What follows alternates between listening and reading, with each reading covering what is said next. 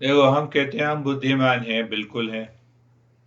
क्या हम बुद्धिमान हैं? हम सुबह उठे, नहाए धोए, पूजा पाठ किया, काम पे लग गए। हैं? हम बुद्धिमान हैं कि अगर हमें चाय पीने की इच्छा है तो हम किचन में जाते हैं, बाथरूम में तो नहीं जाते। सोने की इच्छा है तो बेडरूम में जाते हैं, बुद्धिमानी है। अच्छा, नहीं, 9 बजे काम शुरू करना है तो 9 बजे हमने काम शुरू कर दिया।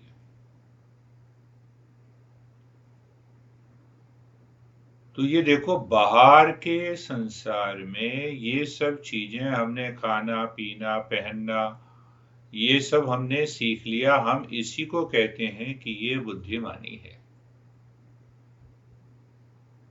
बड़ी अच्छी बात है बुद्धिमानी।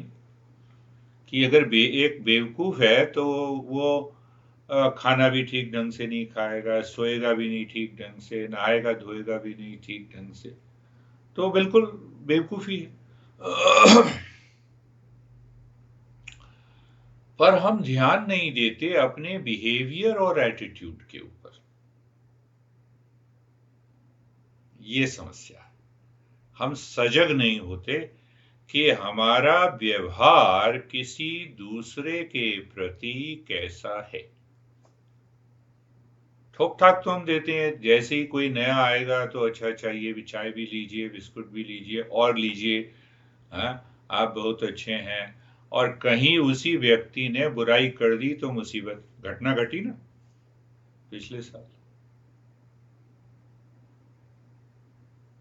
तो गीता और हमारे गुरु ये सिखाते हैं कि भाई, वो जो मेरा व्यवहार है, वो मेरी जो मनोस्थिति है, वो व्यवहार और मनोस्थिति हमेशा हर एक परिस्थिति में शांत बनी रहे, तब मैं विवेकी हूं। अरे, तुमने मेरी प्रशंसा कर दी, मैंने तुम्हारी प्रशंसा कर दी, फिर एक दूसरे से मिल गए, खा पी लिए, ये कोई बड़ी बात थोड़ी। प्रशंसा में भी और बुराई में भी मेरा मन की स्थिति और मेरे मन का व्यवहार बाहर की किसी परिस्थिति से प्रभावित ना हो, तब हम साधक हुए।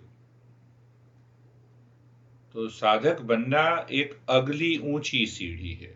आमतौर पे तो हर एक व्यक्ति व्यवहार करता है, बॉस आया तो गुड मॉर्निंग सर, पत्नी साथ में बैठी है तो हाँ, प्रेम से ही बात करेंगे, कोई बड़ी बात थोड़ा, सबको पता।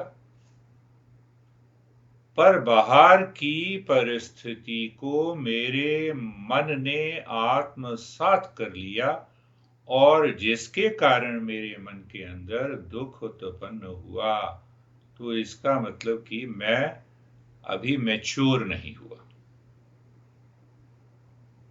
मेरी मानसिक जो अवस्था है उसमें विवेक नहीं आया, मेरे मन के अंदर वो बुद्धि और वो समझ नहीं आई।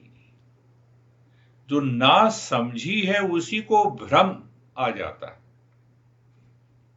उदाहरण में यही उदाहरण ले, माता जी ने कहा, अरे माता जी ही तो हैं इसीलिए तो कहा, किसी पड़ोसी ने थोड़ा कहा।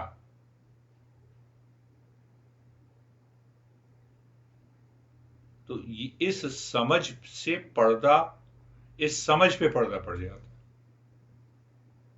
अब इसी उदाहरण को हम दूसरी जगह, बॉस ने कुछ कहा तो मेरी समझ पे पर्दा पड़ गया, कुछ नहीं, अच्छा कहा नहीं, बिल्कुल करेंगे जी, आपने जो कहा, आप बॉस हैं, आपने जैसे कहा हम वो करेंगे। कह दिया, और कहने के बाद फिर विचार किया कि मेरी सामर्थ्य है, मैं कर सकता हूं, करना शुरू कर दिया। नहीं है सामर्थ्य तो क्या मैं और सीख सकता हूं, करना शुरू कर दिया। देखो, अब बॉस के गुस्से का असर मेरे ऊपर नहीं आया। तुमने सुना होगा, हाँ, मॉडर्न साइकोलॉजी में कहते हैं इमोशनल कोशेंट। एक आईक्यू होता है, एक ईक्यू होता है, भावनात्मक बुद्धिमत्ता, भावनात्मक मूल्यांकन। तो भावना के प्रति हमारा एकदम बड़ा स्ट्रांग, बड़ा कठोर व्यवहार होना चाहिए। बुद्धि का प्रहार उसके ऊपर पड़ना। अरे माँ ने ही तो कहा, बॉस ने ही तो कहा।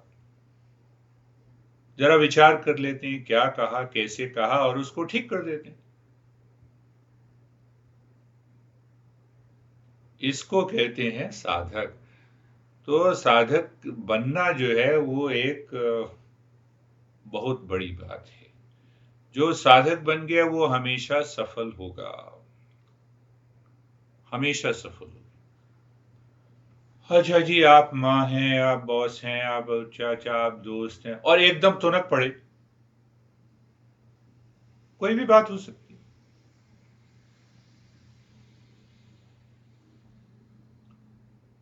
100 में से 99 समय हमारा मन शांत रहा क्योंकि बाहर की परिस्थिति अनुकूल है, किसी ने कुछ कहा नहीं। और एक परिस्थिति प्रतिकूल हो गई, बस हम लड़ने पे उतारू हो गए। तो इसको कहते हैं नासमझी। नासमझी का मतलब अज्ञान। अज्ञान का ही दूसरा नाम है माया। हम अगर याद कर लेते कि 100 में से 99 बार किसी ने कुछ नहीं कहा, तो एक बार स्वीकार करने में क्या हर्ज है।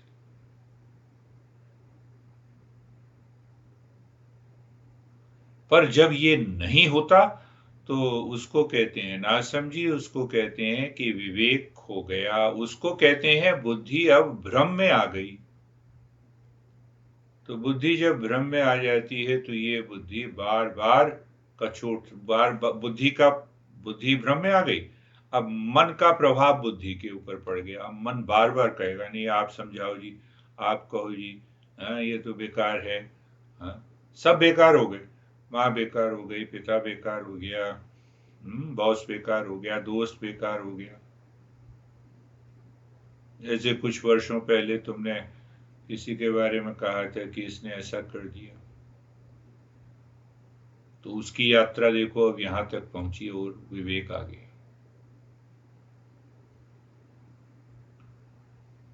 तो ये तुनक जाना छोटी छोटी बात पे समाज में, अपने व्यवहार में तुनकने की जो प्रवृत्ति है, ये हमारे मन को भ्रम में डाल देती है। और भ्रम जहां आया वहां पे नुकसान ही होना है, फायदा वेदा कुछ नहीं, फायदा वेदा कुछ नहीं।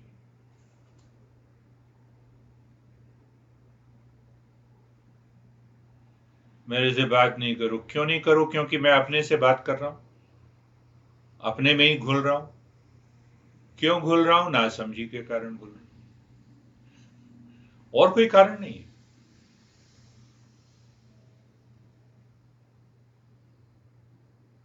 अर्जुन को देख लो। अर्जुन जब वो कहने लगे कि अब मैं क्या करूं, जो है, हाँ, ये भीष्म पितामह को कैसे मारूंगा, द्रोणाचार्य को मारूंगा।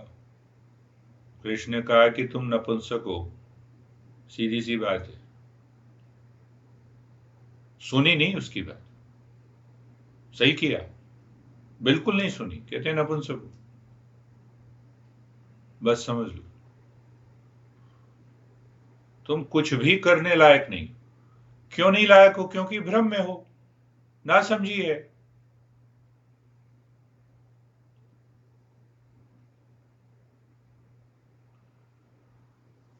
तो सारी की सारी गीता हमें सोचने का तरीका सिखाती है, समझ का तरीका सिखाती है कि सोचने का तरीका मेरा क्या हो विकट परिस्थितियों में। तुम्हारे साथ जो परिस्थिति अभी आई, कल घटी, चाहे वो ऑफिस में घटे, परिवार में घटे, हमें समझ का तरीका बताती है, सोचने का तरीका बताती है कि हम बहाव में बहक जाएं और समस्या। लगता तो है अहंकार को कि बिल्कुल ठीक ठाक हो जाएगा, पर ठीक नहीं होगा, क्योंकि वो फैसला हमारा अहंकार से लिया हुआ है, ना समझी से लिया हुआ है।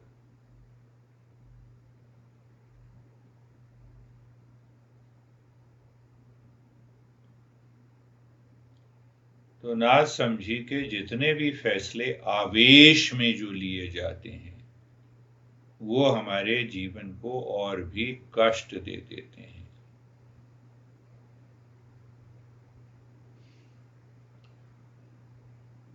अभी मैं किसी को बता रहा था तो मैंने कहा कि एक तो पूरी तरह से बेवकूफ होते हैं, बेवकूफी का मतलब ना समझी। एक पूरे समझदार होते हैं, जीवन की परिस्थितियों को प्रभावित नहीं होते और उसमें बुद्धि का विवेक का प्रयोग करके सही जवाब दिया। पर एक तीसरी कैटेगरी है, वो 99% लोगों की, जिनको शब्द दिया जा सकता है कि ये समझदार बेवकूफ है या बेवकूफ समझदार। समझदार क्यों क्या है? क्योंकि तर्क देते हैं कि दूसरा गलत है, कितना गलत है, किस प्रकार से गलत है, इसीलिए आपको एक्शन लेना है।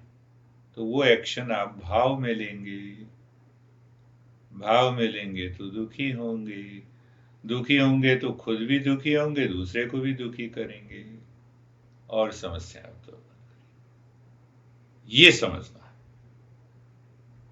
अरे नहीं नहीं, भाव में बिल्कुल नहीं बहना। पति हो पत्नी हो अपनी जगह रहे, माता हो, नहीं भाव में नहीं बहना ना, समझदारी से लेना।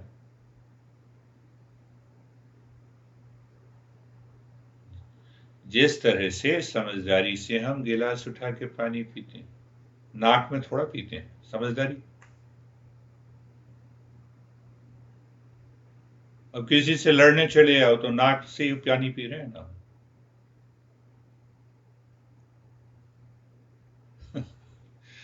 एकदम सजग हो जाना है, ये जीवन, ये ध्यान, ये 24 घंटे ध्यान में ले आएगा मन को।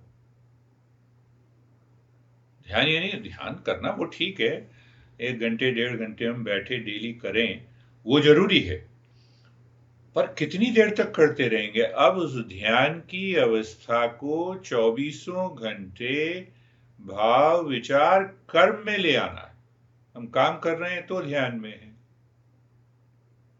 ऑफिस का काम कर रहे हैं तो ध्यान में है, संबंध से बातचीत कर रहे हैं तो ध्यान में है, गाड़ी चला रहे हैं तो ध्यान में है।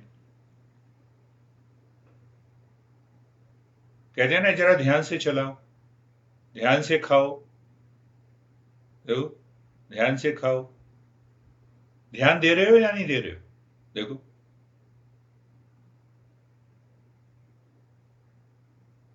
तो अब वो ध्यान हम करते रहेंगे नियमित रूप से, वो एक साधना की प्रक्रिया है, पर अब उस ध्यान की अवस्था को हमें लाना है पूरे जीवन में। लड़ाई हो गई, अच्छा लड़ाई हो गई, से लड़ाई हो गई, माता पिता से लड़ाई हो गई, अच्छा कंप्लेंट आ रही है, उसी समय सजग हो जाना है कि मामला ना समझी का, जो कंप्लेंट कर रहा है वो भी ना समझे। अगर यहां पे हमने समझ जैसे समझदारी से काम लिया तुमने, अगर वो समझ ना होती तो नीचे तुनक के चले आते, बताओ क्यों कहा।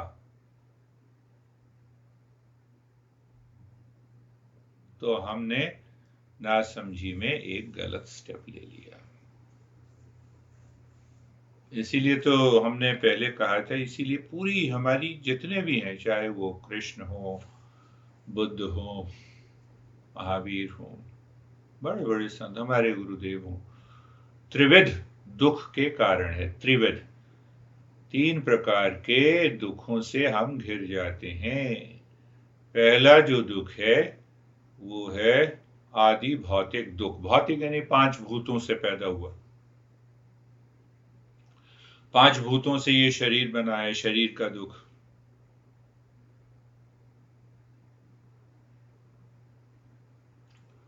तो शरीर को के दुख को दूर करने के लिए विज्ञान ने सारे उपाय किए। उन उपायों को हम साथ लें। विज्ञान ने कहा घर बना के रहो, सिक्योरिटी होनी चाहिए, दरवाजा बंद करके, शारीरिक। तो शारीरिक दुख जो है वो दूर करने के लिए धन भी चाहिए और वस्तुएं भी चाहिए। दूसरा दुख जो है उसको भी दूर करने के लिए विज्ञान ने बहुत काम किया है। हालांकि क्लाइमेट चेंज के कारण ऐसा लग रहा है कि विज्ञान ने गलत दिशा दी है, पर फिर भी उसने प्रयोग किए हैं कि भाई बाढ़ से कैसे बचा जाए, मलेरिया से कैसे बचा जाए, कोविड से कैसे बचा जाए। तो ये आदि दैविक दुख है। और देखो कितने लोग मारे गए और बहुत से लोगों का बचाव भी हुआ। ये दो प्रकार के दुख हो गए। तीसरा दुख क्या कहते हैं? आध्यात्मिक दुख। ये दुख है 90% से ज्यादा लोगों में। आध्यात्मिक दुख का मतलब मानसिक दुख। कुड़ गए किसी से, लड़ लिए किसी से, बिना बात ही आवेश में आके हो गया, उसमें राग द्वेष काम क्रोध, ये दुनिया भर की तमाम चीजें। तीनों दुखों में से 90% हम दुखी होते हैं इस आध्यात्मिक दुख, मन के कारण। भिखारी भी 2 रोटी खा लेता है भीख मांग के, शारीरिक दुख दूर हो गया। चलो भिखारी है, घर नहीं है, तो वो कहीं किसी जगह छिप के रात बिता लेता है। और ये मन का दुख तो 24 घंटे चल रहा है। अपना मुंह फुला के बैठे रहेंगे, आंखें बदल जाएंगी, व्यवहार बदल जाएगा। देखो वही शुरुआत हमने कही थी कि मन का जो व्यवहार है, व्यवहार बदल जाएगा। और फिर करते करते 2 4 5 दिन के बाद फिर वो व्यवहार ठीक हो जाता है। बस फिर लग गए काम पे, फिर कोई ना कोई मानसिक दुख पैदा कर लिया खुद। तो हम खुद पैदा करते हैं, दूसरा कोई नहीं पैदा करता, दूसरा हो ही नहीं सकता।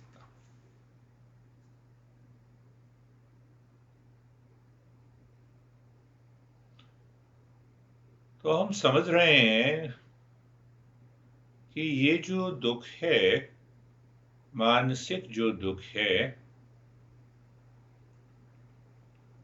कोई बाहर घटना घटी, बाहरी दुख, हम दुख मानसिक दुख कह सकते हैं कि मानसिक दुख बराबर है बाहर की घटना और हमारे मन में उस घटना के प्रति प्रतिकूल व्यवहार ये पैदा हो गया, ये दुखी करता है। घटना बाहर है, बॉस ने कुछ कहा, वो बॉस बाहर है, मेरे मन ने उस बॉस के कहने को अपने ढंग से लिया, राग और द्वेष से, तो समस्या बनेगी। मैंने मन को कहा कि तू शांत रह, तू सुन ले पहले क्या बात है, क्या घटना है, कहां समस्या है, और उस समस्या को दूर कर दे, तो समस्या खत्म हो गई। बॉस का व्यवहार गलत था तो मैं अपना व्यवहार क्यों गलत करूं? ये विवेक की बात है। दूसरी व्यक्ति का व्यवहार गलत है, मान लिया, उसके कारण मैं अपना व्यवहार क्यों गलत करूं?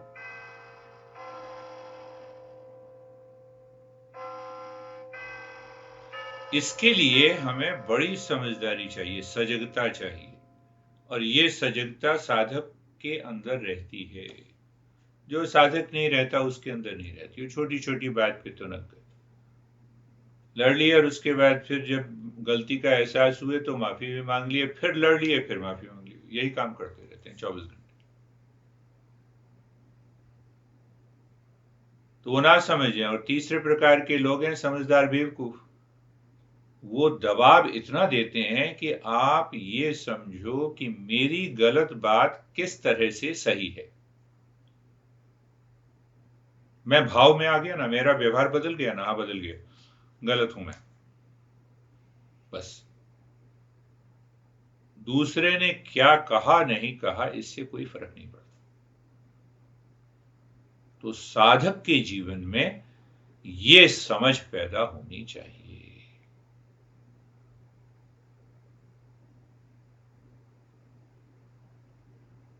बाहर कोई घटना घटी, मन उसको, उस घटना को किस प्रकार लेता है। अगर बेवकूफ है मन, तो मन जो है राग और द्वेष से उस व्यवहार को लेगा, बाहर की घटना को। तो राग और द्वेष से लेगा तो मन में उसी तरह के विचार आएंगे। मन में उसी तरह के विचार आएंगे तो मन अब भावावेश में आ गया, इमोशनली डिपेंडेंट हो गया। तो अब उसने लड़ना शुरू किया, प्रतिक्रिया व्यक्त करनी शुरू की। अब ये प्रतिक्रिया जो की उसने, वो की अपने अहंकार के कारण। अहंकार पैदा हो गया।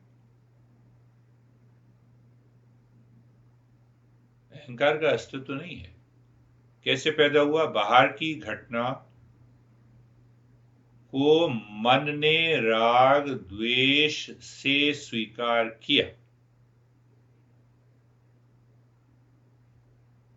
तो इन दोनों, बाहर की घटना, मन का अंदर का मनोभाव, इसने मेरे अहंकार को पैदा किया। इसीलिए आप जाके लड़ो।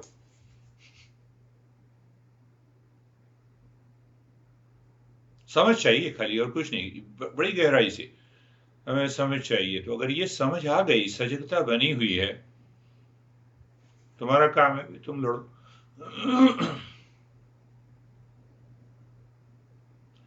और एक बार अगर ये कहानी शुरू हो जाती है तो राग द्वेष अहंकार, गाली गलौज, दुनिया भर की तमाम समस्याएं हमारे जीवन में आती हैं।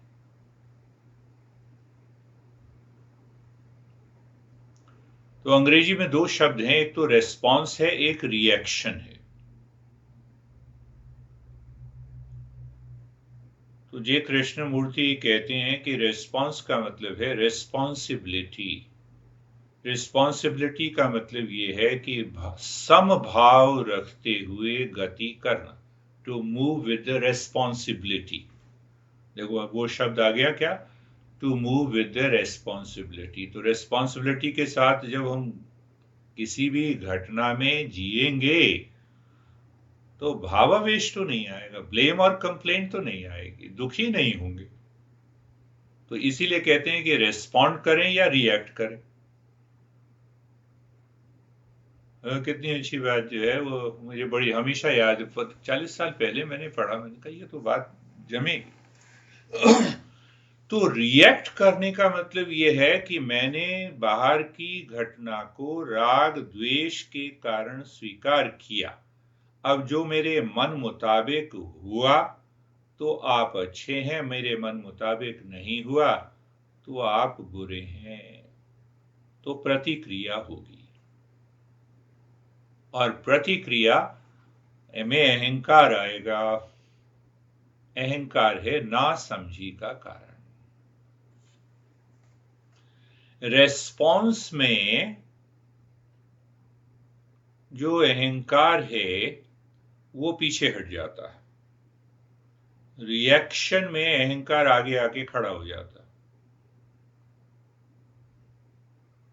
और जितना अहंकार आगे आके खड़ा होगा उतनी ही समस्या जीवन में आएगी।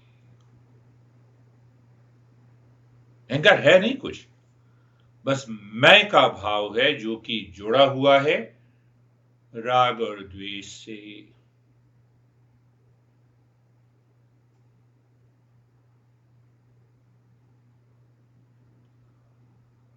तो यहां पर हमारे सारे गुरु कहते हैं कि एक है मन और दूसरा है बुद्धि। मन को हम कहते हैं कि वो इंपल्सिव है, इंस्टिंक्टिव है, हैबिचुअल है। ये मन जो आया है वो जानवरों वाला जो मन है उसका एक भाग हमारे अंदर हमेशा है।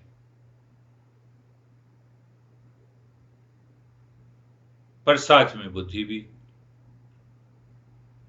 हमारी बुद्धि स्वतंत्र है, जानवरों की बुद्धि परतंत्र है। परतंत्र का मतलब वो प्रकृति के द्वारा चलाई हुई। मैंने बार बार उदाहरण दिया कि शेर जो है, हाँ वो टाइगर बाघ जो है वो पेड़ पे चढ़ गया, जिस पेड़ पे सारे फल लगे हुए हैं, पर वो पेड़ पे इसीलिए चढ़ा कि वो ये देख रहा है कि कोई जानवर कितना नजदीक है जिससे कि मैं उसका शिकार कर सकूं, भूखा है। पर उसकी बुद्धि जो है वो प्रकृति के द्वारा नियंत्रित है, इसीलिए वो बाघ उस पेड़ पर भरे हुए फल को नहीं देख पा रहा। फल से भी तो पेट पूजा की जा सकती है, प्रकृति से नियंत्रित है, कंट्रोल्ड है, गुलामी है, मन गुलाम है। हमारी बुद्धि गुलाम नहीं है। हमारी बुद्धि उस गुलाम को हटा भी सकती है और उस गुलामी के साथ जा भी सकती है। चलो मेरे साथ चलो, अब लड़ना चलते हैं। बुद्धि ने गुलामी शुरू कर दी। अरे बैठ जाओ, थोड़ा सा विचार कर लेते हैं। समझदारी के साथ विचार कर ले। तो अब बुद्धि के ऊपर, बुद्धि ने मन के ऊपर प्रभाव डाला। दोनों हमारे अंदर है, हमेशा रहते हैं।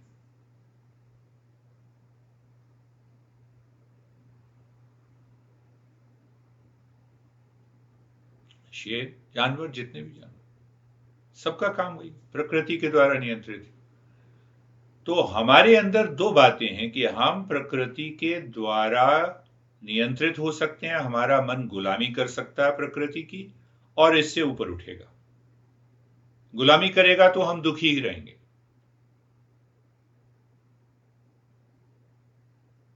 और मन की गुलामी के ऊपर हमने बुद्धि का, समझदारी का प्रहार करना शुरू किया तो हम समझदार बन जाते हैं और साधक बन जाते हैं। तीन श्रेणियां की, एक तो पूरी तरह से समझदार, दूसरा बेवकूफ, और तीसरा समझदार बेवकूफ, समझदार मूर्ख। तो समझदार मूर्खों की कमी नहीं है संसार। अरे ऐसा कहा, छोड़ो, घर छोड़ के चले जाओ, कैसी हिम्मत हुई, मैं भी कमा रहा हूं, माँ बाप भी कमाए हैं भाई। हाँ, एक परिस्थिति आती है जबकि हम ये देखते हैं कि इस परिस्थिति में हमने समझदारी से चुनाव किया और हम देखते हैं कि अब गुजारा नहीं चलेगा तो दूर हो जाए। नहीं चलेगा गुजारा तो दूर चलेगा।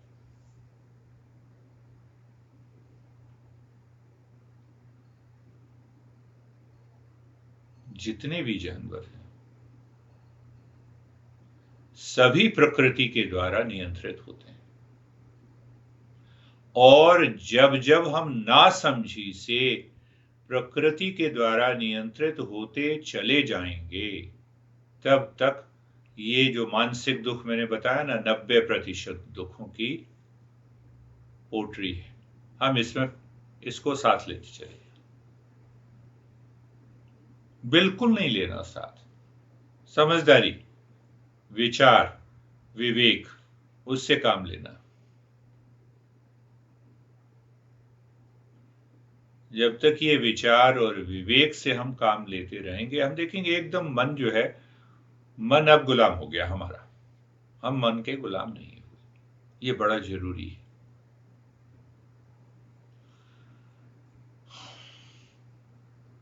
तो कृष्ण ने ये समझा कि अर्जुन का मन जो है वो पैरालाइज हो गया, नहीं, बुद्धि पैरालाइज हो गई।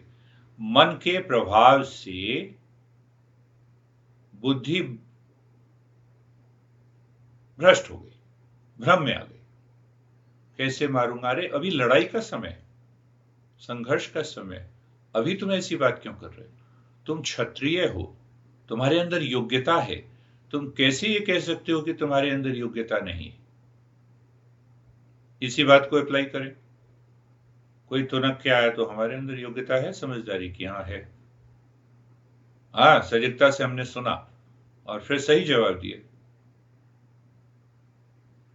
अपनी जगह से हिलना नहीं है, किसी के भावावेश में आके हिलना नहीं है, चाहे कोई कितना भी करीब क्यों ना हो। करीब होने का मतलब नहीं है कि आप मुझे भावुक कर दो। आपका जो भाव है आप मेरे ऊपर थोप दो, अब बाद में आप भी दुखी मैं भी दुखी।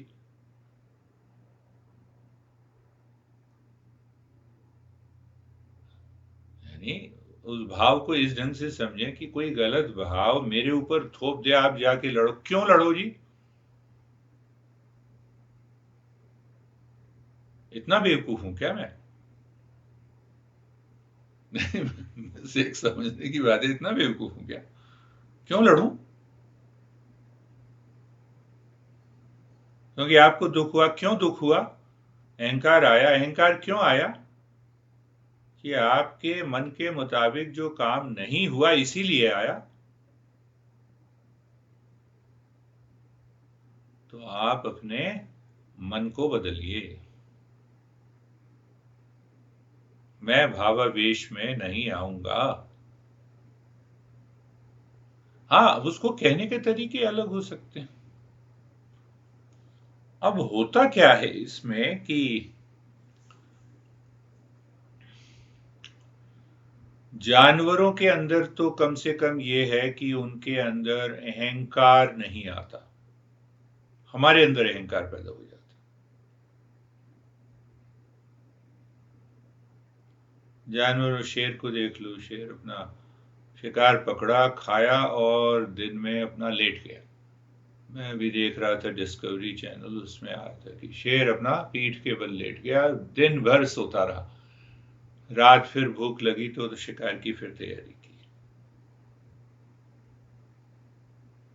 हम इतना भी नहीं कर पाते हैं क्योंकि बीच में अहंकार आ जाता है और वो अहंकार बार बार हमें कचोटता रहता है। मैं, मेरे साथ ऐसा किया, मैंने ऐसा कहा और तुमने ऐसा कहा, ये भाव शेर के अंदर नहीं आता। तो यहां पे एक बात और समझनी है कि समझदार जो होता है उसकी सजगता का स्तर ऊंचा होता है। जानवरों के अंदर सजगता का स्तर नीचे होता है। कैसे कहेंगे, कैसे समझेंगे? बहुत सारे उदाहरण हैं। जैसे एक तो यह है कि प्रकृति के द्वारा जो शेर को कहा गया है यही खाना है तो यही खाना है। शेर फल खा के गुजारा नहीं कर सकता, गाय मांस खा के गुजारा नहीं कर सकती, उपाय नहीं। हमारे अंदर वो चुनाव है। तो एक तो ये बात हुई कि हमारी सजगता का स्तर मनुष्य जगत में, मन में सजगता का स्तर ऊंचा होता है। हमें उसी स्तर को बनाए रखना होता है, तब हम भावावेश में नहीं आएंगे, तब हम प्रभावित नहीं होंगे। दूसरा उदाहरण देखो कि एक बड़ा सा पिंजड़ा है, उसमें भेड़ को डाल दिया, बकरी को डाल दिया और शेर सामने पिंजड़े से बाहर है, इधर उधर देखेगा, जाएगा पिंजड़े में ही पकड़ा जाएगा क्योंकि सजगता का स्तर नीचे है। हम एक बार देख लेंगे, हमें पता लग जाएगा कि ये किसी की चाल है, पिंजड़ा बना रखा है, बकरी अंदर है, तो हम खुद न जाकर, हाँ, खुद न जाकर उस बकरी को भगाएंगे, पिंजड़े के बाहर आ गया, ये सजगता का स्तर, फिर पकड़ लेंगे। अब मैंने ये बात क्यों कही? ये बात इसीलिए कही कि भाई कोई व्यक्ति आया, उसने ब्लेम किया, कंप्लेंट किया, हमारे ऊपर गुस्सा हो रहा है, क्रोध कर रहा है, अपने क्रोध से हमें जला रहा है, पिंजड़े से बाहर, पिंजड़े में नहीं फंसाना। अच्छा, तुम बहुत सारी बात कर रहे हो, सारी बातें वो प्रभावित करती हैं हमारे मन को। एक, अच्छा ऐसा कहा, चलो अभी फंस गए, फंस गए। तो हमारे हमारे सजगता का स्तर बड़ा है तो हमने सुना, समझा, मन को बाहर की किसी भी घटना परिस्थिति से प्रभावित नहीं होने दिया, विचार किया, फिर जवाब दिया। तो सही में तुम साधक हुए, तुमने जो काम किया उसमें सही ये बात है। और विचार करना है कि ऐसी जब विकट परिस्थितियां आए तो हमें किस प्रकार से अपने मन को बिना प्रभावित हुए बुद्धि से समझ के जवाब देना। मन ने बुद्धि को प्रभावित कर लिया तो ये बुद्धि जो है पैरालाइज हो जाएगी। बुद्धि के हाथ पैर जो है घूमेंगे नहीं। बुद्धि के हाथ पैर घूमने का क्या मतलब है? बुद्धि के अंदर है ज्ञान, बुद्धि के अंदर है समझ, बुद्धि के अंदर है उच्च चेतना। ये तीनों पंगु हो जाएंगे, हिला डुला नहीं पाएंगे। हिला डुला नहीं पाएंगे तो फिर हम तो दुखी, दूसरे ने फिर हम कहेंगे तुम ही ने तो दुखी किया। देखो अब ये समस्या आ गई।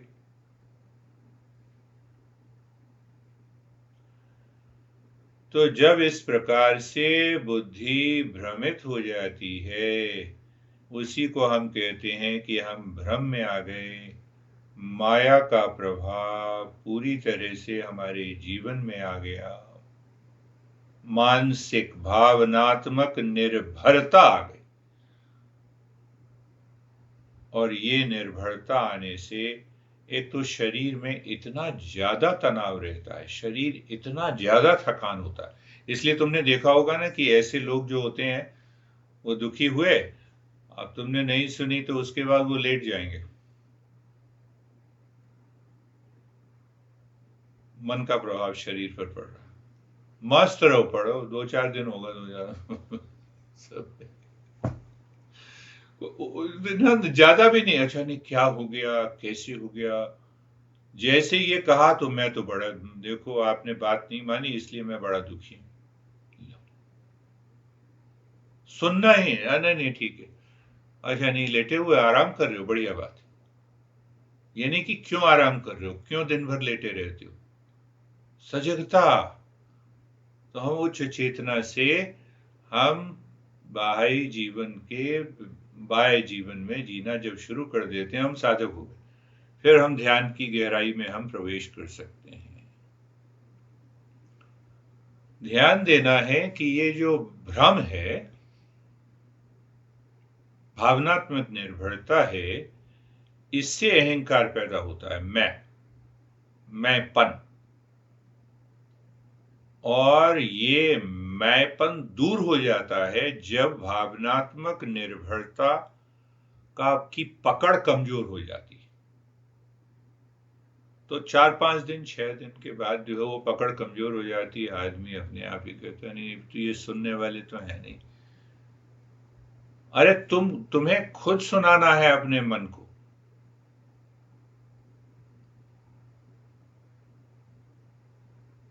तो उस अहंकार को हम कह सकते हैं 2-3 भाग समझने के लिए हम कह सकते हैं। उसको एक को तो मैं कहता हूं वो प्लेजर सीकर हो जाता है।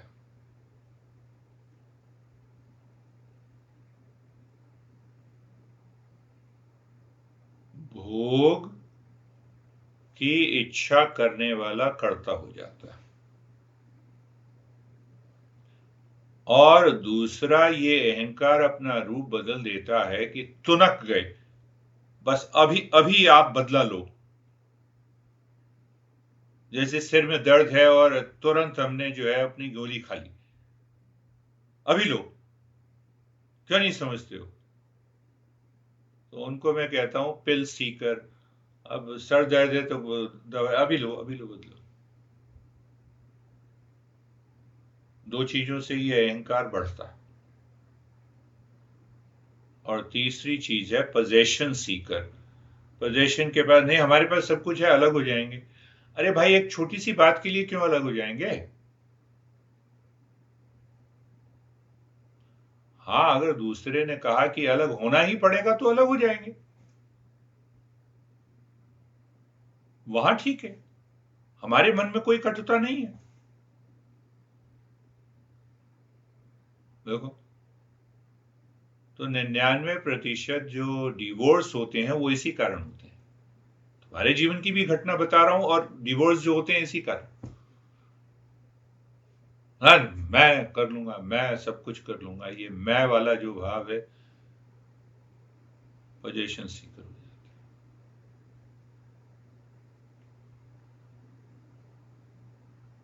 अब ये 3 सीकर हो गए हमारे अहंकार के से। ये 3 सीकर हमेशा जिंदगी भर रोते रहते हैं, हमेशा दुखी रहते हैं, उदास रहते हैं। उनके जीवन में सोचने का सारा सारी सोचने की प्रवृत्ति इसी तरफ जाती है। किसने क्या कह दिया, कितनी बार कहा, कितनी बार मैंने सुना, कितनी बार मैंने सहन किया, अब सहन नहीं होता। वो सहन इसलिए नहीं होता कि अहंकार में फंसी हुई, भ्रम में फंसी हुई, इसीलिए सहन नहीं होता। तो साधक बनने की प्रक्रिया को हमें बड़ी